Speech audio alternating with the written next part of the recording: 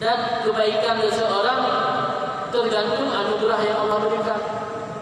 Pernah ada sebuah cerita sahabat ulama salaf Ishaq Al-Hafi, Ishaq bin Haris Al-Hafinya, guru rohani daripada Imam Ahmad bin Hanbal.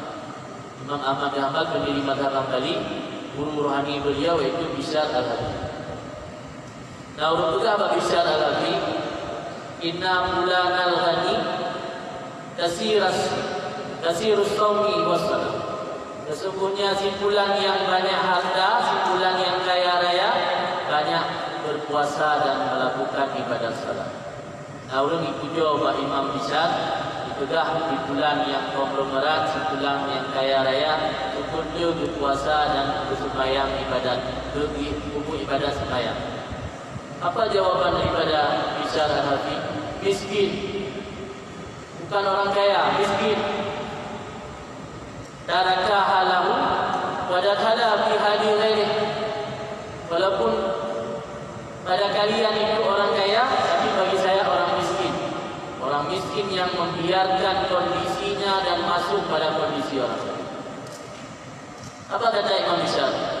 Seharusnya fungsi orang kaya memberi makan orang miskin. Ini malah ikut-ikutan tahan lapar untuk supaya sama dengan orang miskin. Dia orang miskin, bukan orang kaya.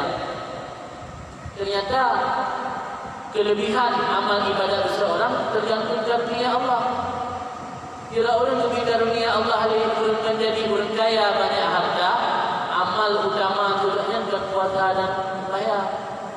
Amal utama tujuannya di makanan bukan. Kan dia bersamara orang lagi yang puasa. Kemudian orang yang memiliki ilmu, amal kebaikan orang yang nak ilmu, nasrul ilmi, mengembangkan ilmu. Tuan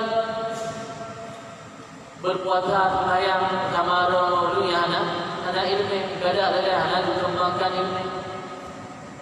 Nasi orang yang ada jabatan, orang yang ada jabatan, di pancara jabatannya bisa dijadikan alat untuk membantu agama. Hidung hanya cocok mungkin nanti orang tujuh bupati, tujuh wali kota, gubernur karena puasa Senin Khamis. Sudah hebat tak bupati kamu? Di Pulau Senin, di Pulau kami itu puasa malam berjalan kaki.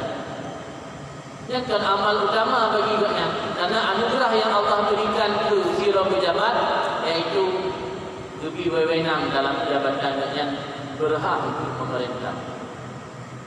Amalan yang paling utama yang pertama yaitu membuat perda dan kanun yang mendukung syariat Islam. Jadi baiknya kita banggakan bagi gara-gara puasa Senin Khamis, gara-gara tahajud malam. Perda dan syariat ada pula kata dua tempat terjadi maksiat, ngajian laudi dan makruh. Ini ada manfaat. Jadi amal utama seseorang tergantung anugerah Allah juga ya. Dan yang lebih anugerah dari Allah, lebih kekayaan, amal yang paling beratnya bantu orang fakir miskin.